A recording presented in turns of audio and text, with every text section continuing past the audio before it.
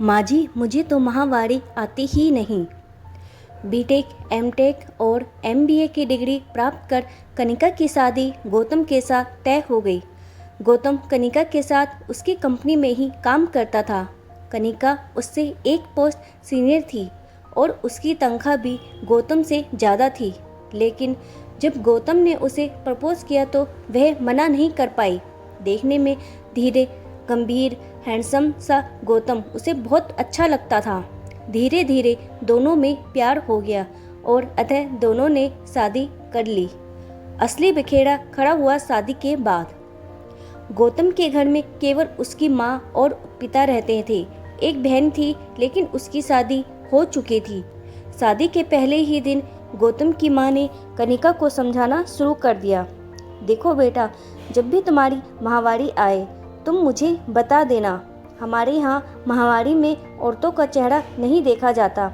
जितने भी दिन तुम्हें माहवारी रहेंगी तुम्हें अलग कमरे में अलग बिस्तर पे सोना होगा। वहीं पर तुम्हें तुम्हारा खाना दे दिया जाएगा। कनिका द्वारा इसका कारण पूछने पर उसकी सास ने समझाया, माहवारी में औरतें अशुद्ध हो जाती हैं, इसलिए उसकी छाया भी लगने से पुरुष को पाप पड़ता है। इसी कारण तुम्हें अलग कमरा दे दिया जाएगा जहां तुमसे आराम से रहना है। तुम्हें कोई तकलीफ नहीं होगी, बस तुम्हें पूरे समय उसी कमरे में बैठा रहना होगा। कनिका ने जब यह सुना तो उसके पैरों तले जमीन खिसक गई। उसने अकेले में गौतम से पूछा, गौतम, तुम्हारी मम्मी ने मुझसे ऐसा कहा है, अब तुम ही बताओ, 5 दिन तक मैं एक कमरे में बंद रहूंगी, कोई मेरा चेहरा नहीं देखेगा तो मैं ऑफिस कैसे जाऊंगी? गौतम ने सीधा सीधा पल्ला झाड़ लिया। उसने कहा, कनिका, ये सब औरतों की बातों में मुझे मत घसीटो। यहाँ पर ऐसा ही होता रहा है। दीदी थी तो वह भी महीने में कुछ दिनों तक कमरे में बंद रहती थी, लेकिन तुम्हारे जैसे मन करता है तुम वैसे मैनेज करना। मैं तुम्हारे और मम्मी के बीच में कुछ नहीं बोल सकता। खैर, शादी के 4 दिन बाद ही लोग 10 दिन के लिए हनीमून चले गए। लौट के आने पर 1 हफ्ते बाद ही कनिका और गौतम ने वापस ऑफिस ज्वाइन कर लिया। शादी के बाद 2 महीने बीत चुके थे, लेकिन कनिका ने एक बार भी अपनी सास को नहीं बताया कि उसे माहवारी आई है। अब कनिका की सास ने उसे बुलाया और पूछा कि क्यों बहू, 2 महीने बीत गए, तुम्हें बताया नहीं कि तुम्हें माहवारी कब आई? तुमसे कहा था ना मुझे बता देना, जिससे तुम्हारा कमरा अलग कर दूं। कनिका ने धीरे से मुस्कुराते हुए जवाब दिया, ऐसा है ना माँ जी, मुझे माहवारी आती ही नहीं। कनिका की सास को कांटों तले खून नहीं। बोली, हे भगवान, क्या कह रही हो, तुम्हें माहवारी नहीं आती? वह इसके बाद गला फाड़ फाड़ कर चिल्लाने लगी, अरे गौतम, देख तेरे साथ कैसा धोखा हो गया, बांझ औरत तेरे गले बांध दी गई। गौतम शोर सुनकर वहां पहुंचा और पूछा, क्या हो गया माँ, क्यों चिल्ला रही हो? तब उसकी माँ ने बताया कि तेरी बीवी को तो माहवारी ही नहीं आती। इतनी बड़ी बात तुम्हें पता नहीं थी, ऐसी लड़की से शादी कर ली। गौतम ने प्रश्नवाचक दृष्टि से कनिका की ओर देखा।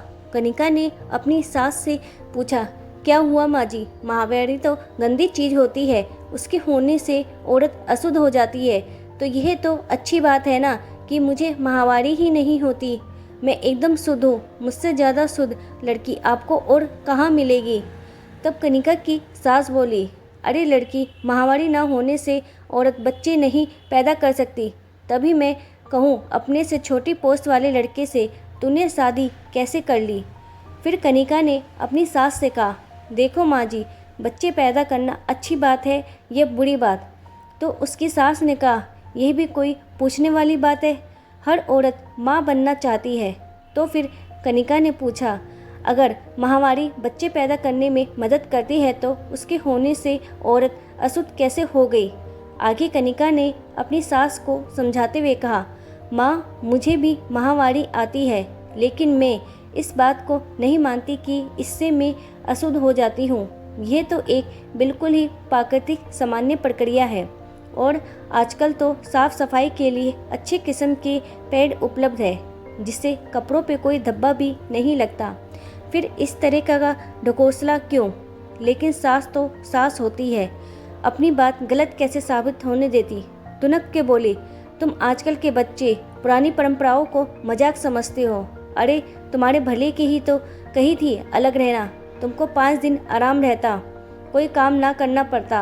हमारे पुरखों ने नियम बनाए हैं तो कुछ सोच समझ कर ही तो बनाए हैं। कनिका ने उत्तर दिया।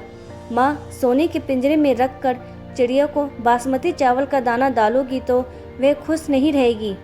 पीरियड में मुझे भी दर्द होता है, जब ज़रूरत होती है तो आराम कर लेती हूँ, लेकिन यह कहाँ की बात है कि मुझे ज़बरदस्ती एक कमरे में बंद कर दिया जाए और कहा जाए कि आराम करना ही है। अगर मुझे ज़रूरत लगेगी तो मैं खुद कहूँगी कि मुझसे काम नहीं हो रहा है, मुझे आराम करना दीजिए। बस रीति रिवाजों के नाम पर बेकार के कानून मुझ पर ना ला दिए। अब कनिका की सास ने अपनी आखिरी पैंतरा चला और गौतम की ओर आंखों में आंसू भर के बोली, देख ले बेटा, ये कल की छोकरी मेरे साथ कैसे कैसे मजाक कर रही है। क्या इसीलिए मैंने तेरे प्रेम विवाह पर स्वीकृति दी थी? गौतम के कुछ बोलने से पहले ही कनिका ने कहा, माँ जी, गौतम कुछ नहीं बोलेंगे क्योंकि वे कह चुके हैं कि वे औरतों के मामले में नहीं फंसने वाले। क्यों गौतम, मैं सही कह रही हूँ ना? और ऐसा कहकर कनिका अपने कमरे की ओर चली गई, क्योंकि अभी उसे बहुत सारे असाइनमेंट पूरे जो करने थे। तो दोस्तों, कैसी लगी आपको ये आज की कहानी, और क्या कनिका ने सही करा? कमेंट बॉक्स में बताएं।